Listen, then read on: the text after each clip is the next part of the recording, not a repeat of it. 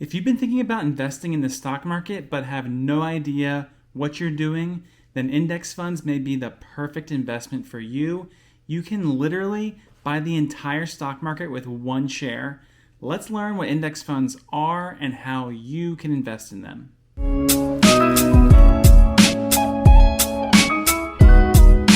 What's up, you guys? I'm Sean with The Modest Wallet. I appreciate you checking out our channel. If you're not subscribed, go ahead and click that little button.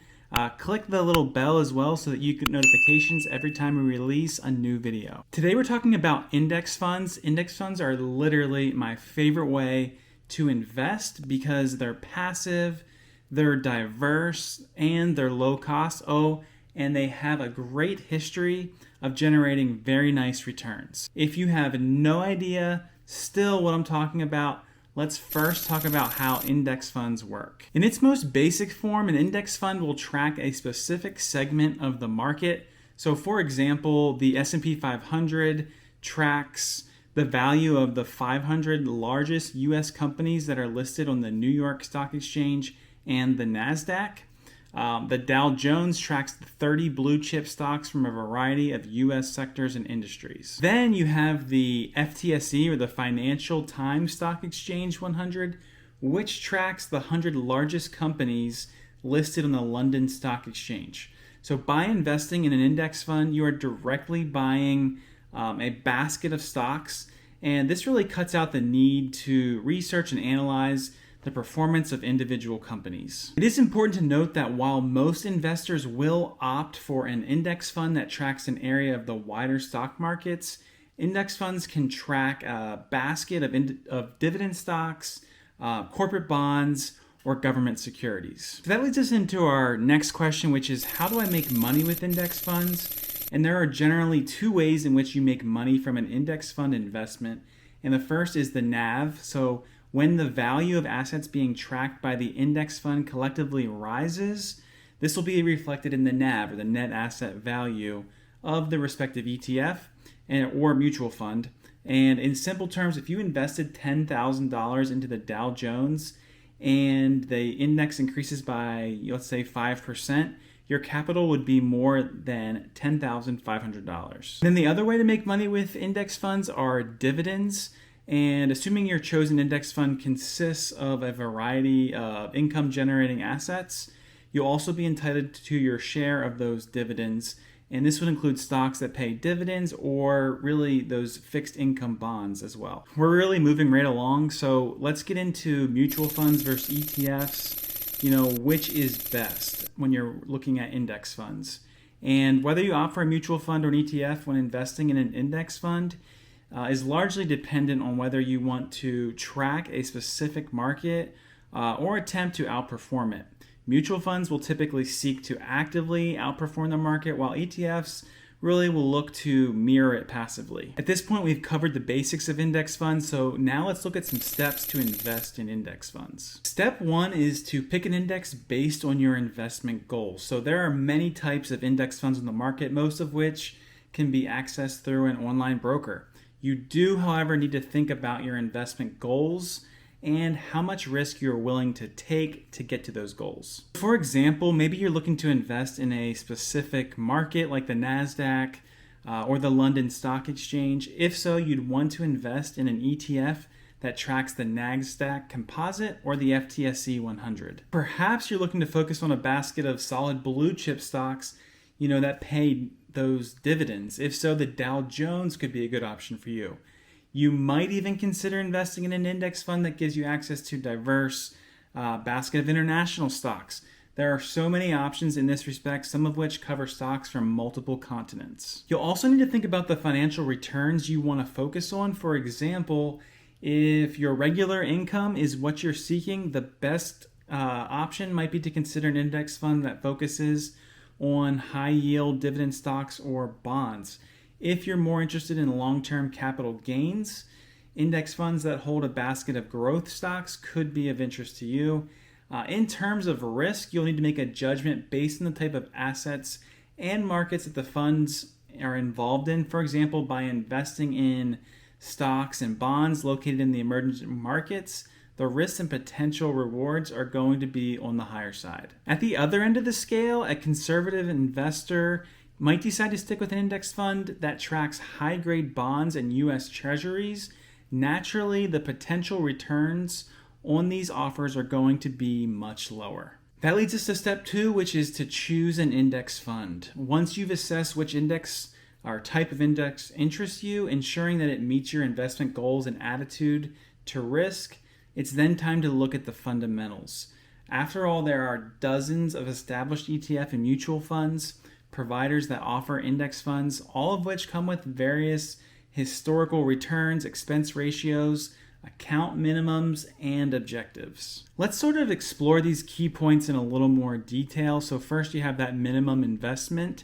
You first need to assess what the minimum investment requirement is. Ultimately, this will depend on whether you go direct with the index fund provider, maybe a Vanguard or iShares, or through an online broker. Either way, you just make sure the minimum falls in line with your investment budget. You're also going to look at past performance. It's a good idea to look at the past performance of the specific index fund. This is important as the fund will not always replicate the performance of the benchmark it is tracking. The most important thing is that the index fund isn't generating returns that are considerably less than the respective benchmark. Next, let's look at the expense ratio. All index funds will charge an expense ratio. There isn't actually an exception to that, but this is essentially the amount of money you will need to pay each year in management fees. This is often expressed as a percentage. The amount is multiplied against the value of your investment. So for example, if the index fund charges, let's say 0.5% annually, and you invested $10,000, you'll pay a fee of $50. Now let's look at the distribution. As most index funds generate income, you'll want to check the frequency at which distributions are made. Dividends are usually paid quarterly, although some index funds do this on a month-by-month basis. It is important to keep in mind that index funds are not immune to market swings, losses, and risk.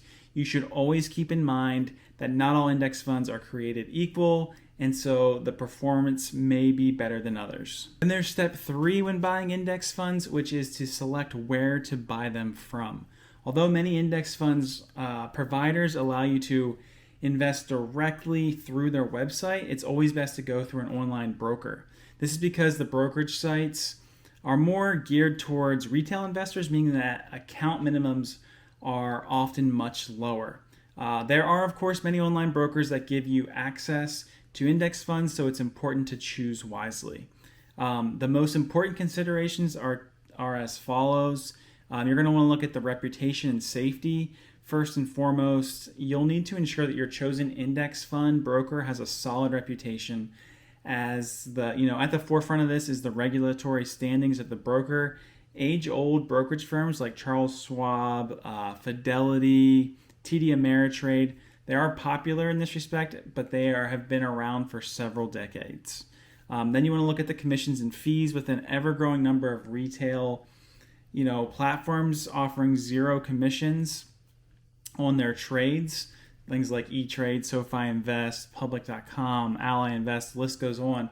Established brokers have been forced to react, and so many online brokers allow you to invest in U.S.-listed index funds on a commission-free basis, and this means that the only fee payable is the expense ratio of the index fund provider.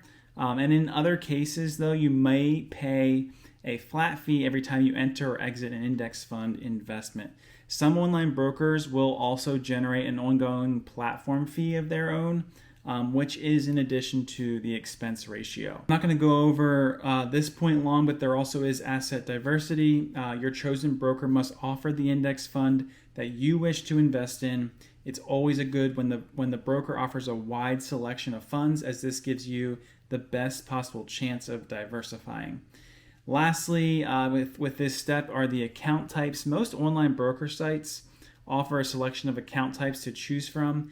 In particular, it's worth choosing a broker that offers tax-efficient accounts, such as a traditional Roth IRA or just a traditional IRA.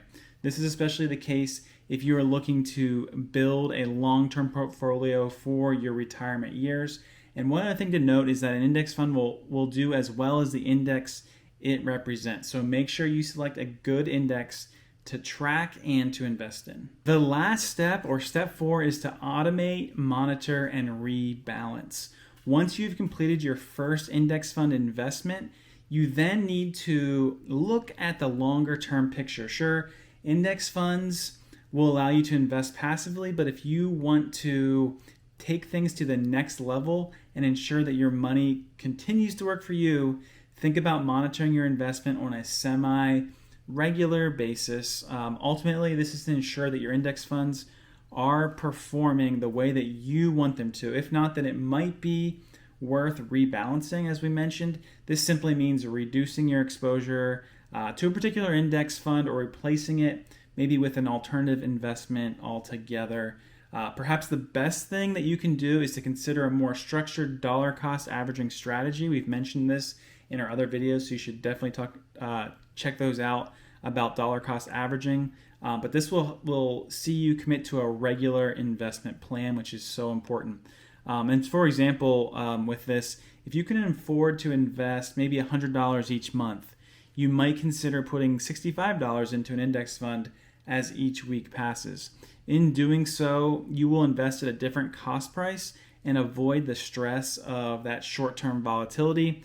Of course, with that, don't forget about the importance of creating a dividend reinvestment plan. Once again, this means reinvesting your dividends back into the financial markets as soon as you receive a payment. So now that we've gone over those 4 steps, let's talk about some benefits of investing in index funds. And they are as follows.